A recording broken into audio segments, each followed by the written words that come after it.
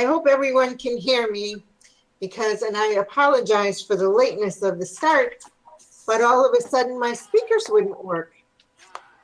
So I have Bob on the telephone, but my voice works. So I want to thank all of you for coming to our meeting this evening.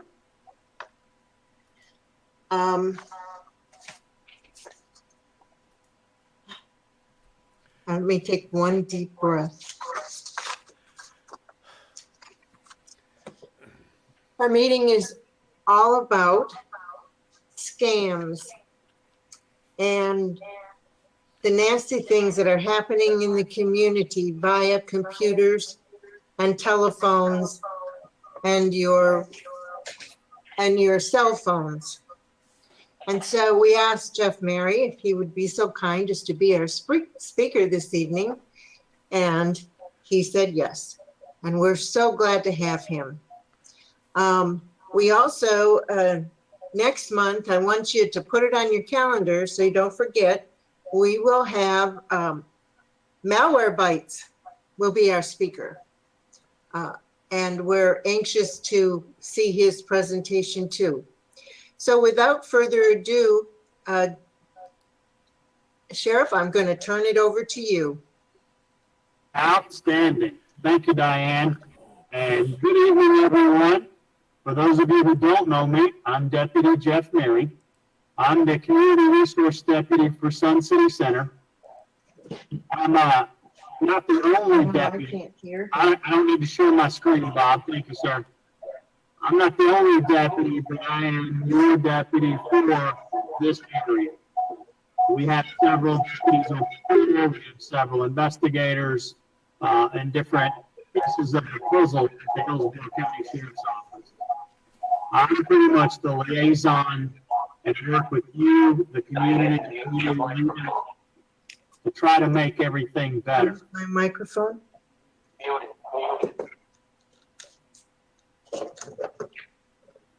It's muted. It's not muted yet, Diane. There she goes. Now we got it. A lot less feedback so that hopefully you can hear me and hear what I have to talk about tonight. Basically, I wanted to come and talk to you about two things this evening.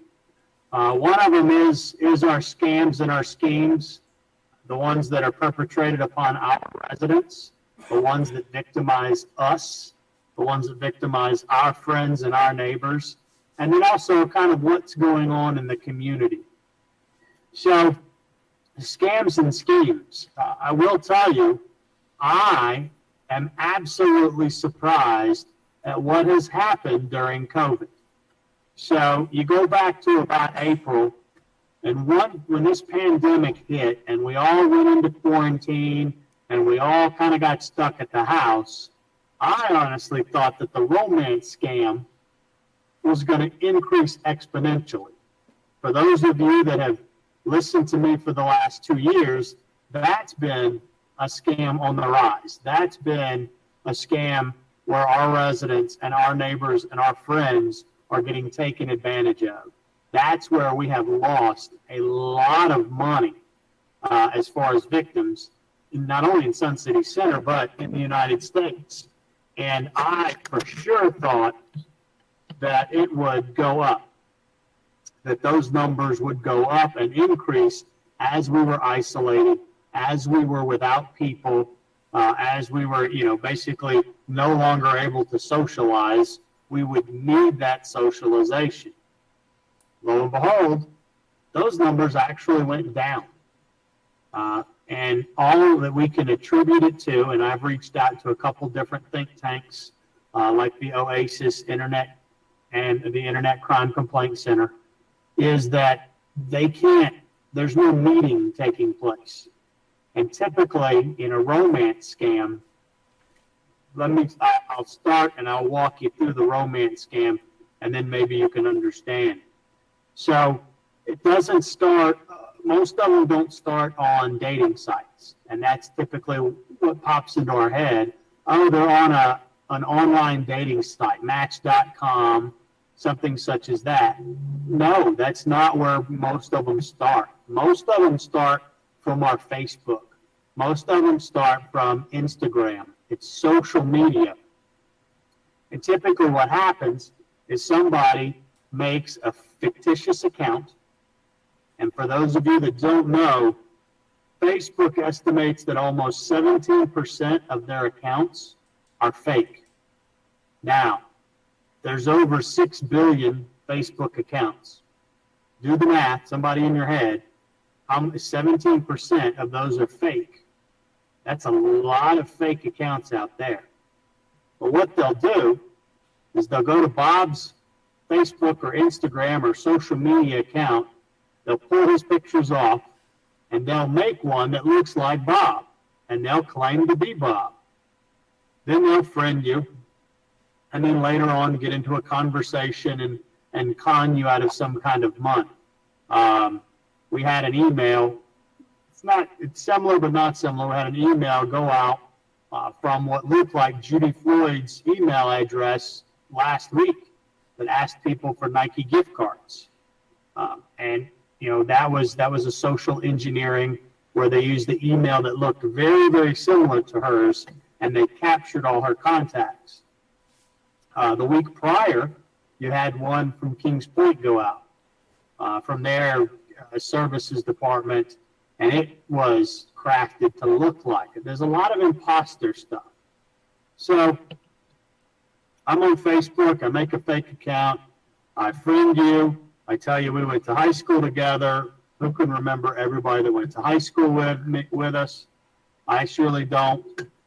Yeah, we start talking, and from your own postings and your own likings, I can kind of figure out who you are, fill in the blanks with a little bit of research, and we can become friends. And then, then you can become the love of my life. We have the same ideologies. We're the same age. We like the same things. Well, it's easy when I've done my homework. I'm just going off of your script. And then eventually, hey, I want to come visit you, but I need money. And see, we think that's where the decline in this pandemic has happened, in that they can't pretend to come meet you. They can't say, oh, I need money for a plane ticket. Oh, I need money for my passport. I need money to get there. So we think that either that is the reason for the decline, or my bad guys still have everybody on the hook and nobody's reporting it yet. It's going to be one of those two. I'm hoping it's not the fact that my bad guys are still have all my victims on the hook, because bad guys will continually victimize somebody until there's intervention. And usually that intervention comes from friends and family. Sometimes it even comes from me. But most of the time it's friends and family that notice behavior, changes in their financial situation, secrecy when they withdraw. So that one is actually romance scam again. Reports of it have gone down much further than I anticipated. What we have started making and what is really victimizing our residents here is all of those Microsoft Apple click and go scams. That's what's absolutely driving us crazy right now. Is people are clicking on links, they're clicking on attachments, they're being asked to contact phone numbers, or they immediately get a phone call, and it's tech support, and they lock the computer down. Now, our losses per victim aren't as high as some of our other scams. They're getting us for $400, $500, $600 a piece. That's typically all they're getting us for, but those numbers, as far as how many people they're victimizing, is driving upward. Michelle's taking 2 or 3 of those calls a day. Not all of the victims, but that's what we're seeing right now, is our residents are, they're clicking on links in phishing emails, emails that just go to 4 million people playing the numbers game, and they're clicking on links that pop up. And then our bad guys take over their computer, call them up, and ask them for, $250, or call them up and say, they're with Microsoft, something's wrong with their computer, they need $899. Usually after the second or third time they ask for money, our residents realize that it is a scam. So our lost figures, as far as monetary figures, aren't as bad. But again, our victims are going up, and we can only attribute that to the fact that everybody is at home. Everybody's sitting at home. Everybody's on the computer. That's the way we're socializing. So they're doing more on a computer, therefore getting more emails, getting more pop-ups, more things are coming through their machine that are malicious. I'm interested next week or next month to listen to the malware bites. I would love to. I'm not technologically savvy. I'm not. I'm just a good old beat cop. And typically, when one of my bad guys is taking over a computer, I send them to Bob to get Bob to take care of that, their computer. Because usually, you and I both know, they mess it up. They put malware. They put Trojans on it. All kinds of different things, and it's all just to get you to send them money. So that's our big one right now, as far as our frauds and our scams. Most everything else has kind of gone down, which has been kind of nice. Our credit and debit card fraud right now has gone down since the pandemic. Our romance scams, our imposter scams, our IRS scams. We had a few grandparent scams that worked because they kept telling them that there was a COVID-19 gag order, but I think we've kind of got the word out about that one now. So that's our big scam. But I tell you what, looking at the numbers and going through everything, and I've got them right here in front of me. I'm going to look at them. Well, what's even more harrowing, disturbing than these scams right now for our community is our disturbances. And what I'm talking about domestics, I'm talking about mental health crisis situations, and I'm talking about suicides. And we are not immune. Even though we're a community of 25,000 residents whose average age is 73, we are not immune. And I think right now, the pandemic and the election and riots, and I mean, you name it, you turn on the nightly news and it's something else. It was supposed to be murder hornets, and I don't know what's next month. Who's got Jumanji for that one? So right now, it's mental health crisis. And it's our friends, and it's our neighbors, and it's even us. So I'm asking you, I'm imploring you to kind of look out for your neighbors and look out for your friends and talk to them. Check in on them every once in a while. If you don't see if you usually see a neighbor at their house every other day, and now you're not, call them, text them, reach out, please. Give you some numbers so that you can think about this. Now, I pulled these numbers for our grid, which is from I-75 to 301, and then 19th Avenue all the way down to Lightfoot Road. So pretty much it's the Sun City Center Square. Now, in the last year and a half, we haven't put any more residences in that box. It's built out. Minto finished up, moved out. There's nothing else in Kings Point. Our assisted livings are capacity. So, I mean, other than us building Magnolia and a couple in the villages of Cypress, we haven't added any new residents. That number has stayed the same. But I went back and I looked. From April 1 to September 1 of 2019, we had 167 domestics in that square. That's it. That's all we had. Well, I mean, that's still a good bit. For 5 months, we had 167 domestics. Okay? So we're running right around 30 a month. April to September of this year, April 1 to September 1 of this year, we had 227 domestics for that exact same location. Nothing changed. We didn't add any more residents, but we went up 50%. So it's 150 times what it was just that same time period a year ago. And more, to me, I feel that our population went down a little more this summer as we didn't get some of the summer birds. So, but even if you take it as a 1-to-1, we went up 150% on domestic calls to the sheriff's office. That number should probably, as your residents increase, it should increase. But if your residency needle doesn't change, it shouldn't go up, not like that.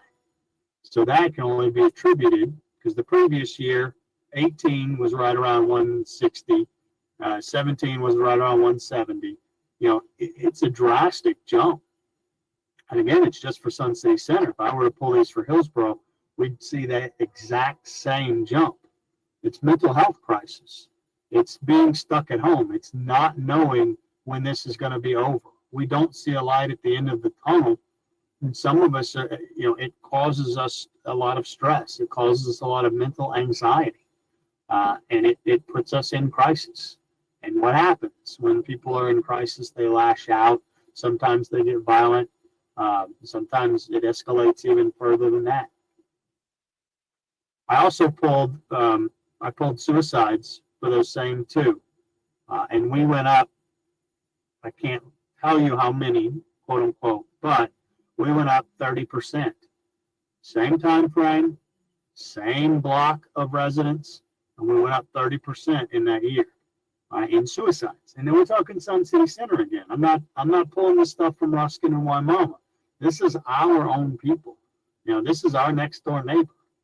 So suicides are up almost 30%. And I pulled just disturbance calls, heated arguments that arise to a level where 911 has to be called.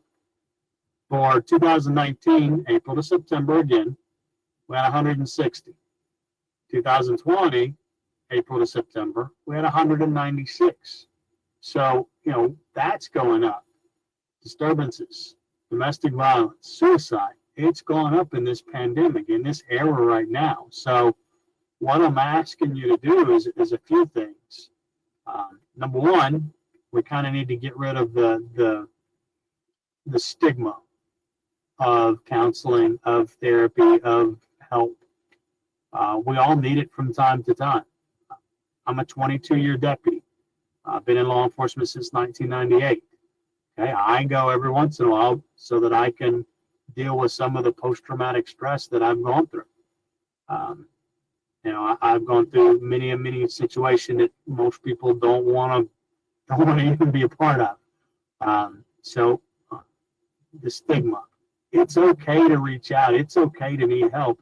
And it's also okay to ask somebody if they need your help. Hey, you need someone to talk to. Hey, if it's not me, talk to somebody. Hey, is everything okay? And I mean it. And guys, we're the worst. No, I'm good. I'm fine. I just blow it off and be fine. We're not. And we're not. And we need to take this, we need to take it a little more serious. We are at the Hillsborough County Sheriff's Office. This year, we've had more mandated training on critical intervention and mental illness than we've ever had. Go look at our Facebook page. Was it yesterday or the day before? We posted an incident where someone stabbed one of our deputies that I know in the neck. Okay? Guess what? That was a Baker Act call. That wasn't a robbery. That wasn't a shooting. That was he was only going to be Baker Acted. But his mental crisis escalated to the point where he stabbed a deputy in the neck. That's what I'm talking about. We don't know how these things are going to go, but it's okay to talk to someone. It's okay to reach out. And I ask you, the ones that are involved, because it's typically the ones who are withdrawn. It's typically the ones that don't have that larger social network that have crisis. Doesn't mean not everybody can have one, But we need to look out for our neighbors right now. We need to ask them if they're okay. We need to ask them if they need anything. We need to give them these numbers. We at the sheriff's office, we now have several different things that for us, for the employees. Sheriff Chad Chronister partnered us with the University of Central Florida, and they've got a whole PTSD for first responders clinical study. And we can call in 24 hours a day and talk to someone there. And then once we've called in the first time, that'll be our person. We also have therapists, and we get our first 10 counseling sessions, if we need it because of, post-traumatic stress syndrome, or, we seem to be using alcohol, to medicate, if you will, different crises. So we have to do our part, reducing the stigma, reaching out and giving a helping hand, and then, telling people it's okay, and asking them to reach out to us. And I'm telling you, these numbers are from our demographic right here. It's from Sun City Center. These are 73-year-old, average age 73. So, these are 80-year-olds that are having these mental health crises right now. And again, just go turn on the news. After about 5 minutes, you'll have one too. I particularly don't watch the news, but so that's kind of the two main things that seem to be affecting us here in Sun City Center. The rest of it's just kind of normal. I say normal. We're far from normal, and I hope that by January that we are open and we have a vaccine and we are establishing our herd immunity so that we can, get back out there and enjoy things like Fun Fest and, get into our meeting rooms. But I honestly don't see that until after January. And that creates stress on people. That was their outlet.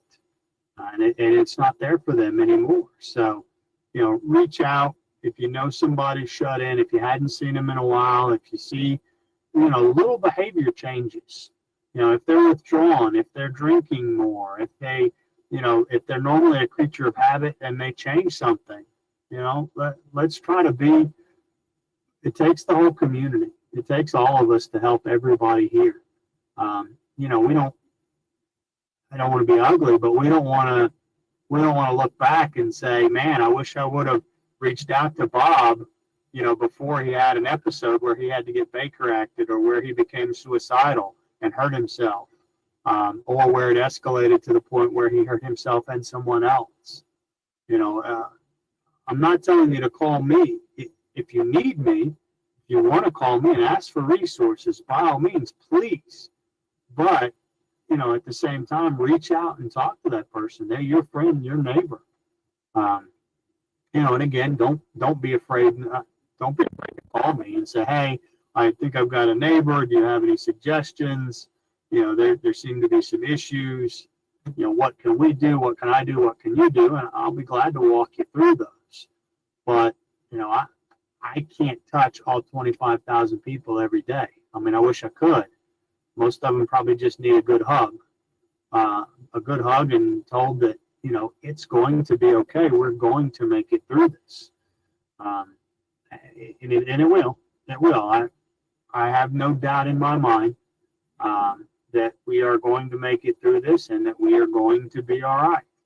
Our standard of living and quality of life, I don't feel will be affected much past March of this upcoming year. So, I want everybody to be able to get back to where they were. And I know that will definitely decrease some of our crisis that we're having. Bob, if you're still listening, is there a way for people to ask questions, or did you accept any questions earlier for me to be able to answer?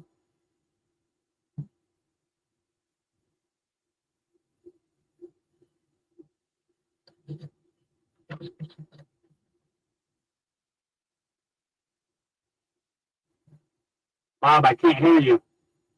It says your mic's on, but I cannot hear you. Okay, let's try that. That better? Much better, Bob. There you go. All right. Hey, listen, if anybody has any questions, please put them in the chat and I can relay them to Jeff. And no, at the moment, I'm not seeing anything. Okay.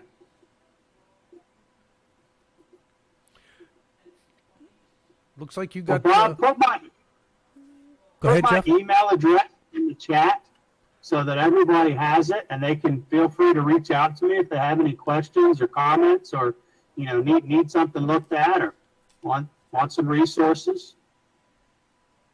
Absolutely, certainly will, sir. Do you have it, or shall I say it? Why don't you say it anyways, and I'll put it in there. All right. JMERRY, and that's because my name is Jeff Mary, like Merry Christmas, and then it's at HCSO for Hillsborough County Sheriff's Office .tampa .fl for Florida .us. JMERRY at HCSO .tampa .fl.us.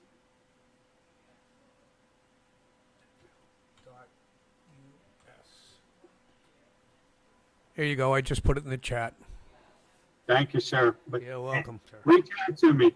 This is I don't like where this pandemic has taken us, and it's going to take all of us to reach out and help each other. And reach out to me. I'll give you resources, and let's figure this out, and we're going to make it through it. Yeah, there's been a lot of things going on. I agree with you, and especially with the internet scams. I'm seeing it from the internet scams all the time, constantly going, hitting people up, and it's just getting worse. More people are on the computer, so it just gets progressively worse. Yeah, we're on the computer all day now. You've got so many people working from home, and then so many people staying in. They don't want to go out, so their only interaction is a computer.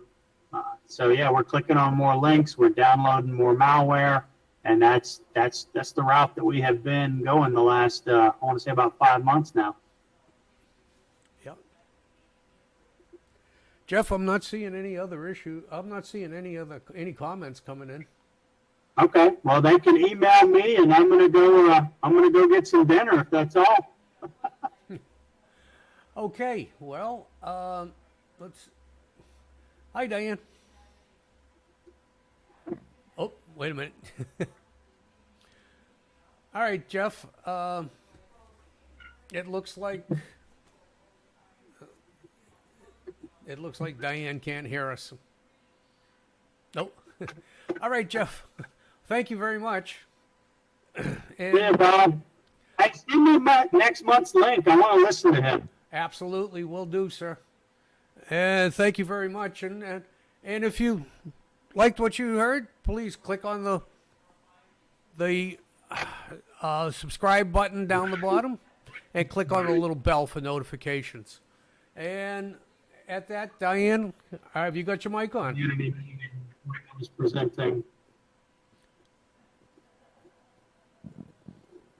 Diane, can you hear me?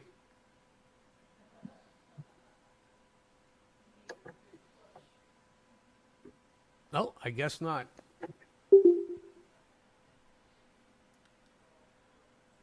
All right. Well, we will be back next month, second week, and we'll be talking with the senior tech from Malwarebytes about what is Malwarebytes, and what can it do. And have a good night, folks.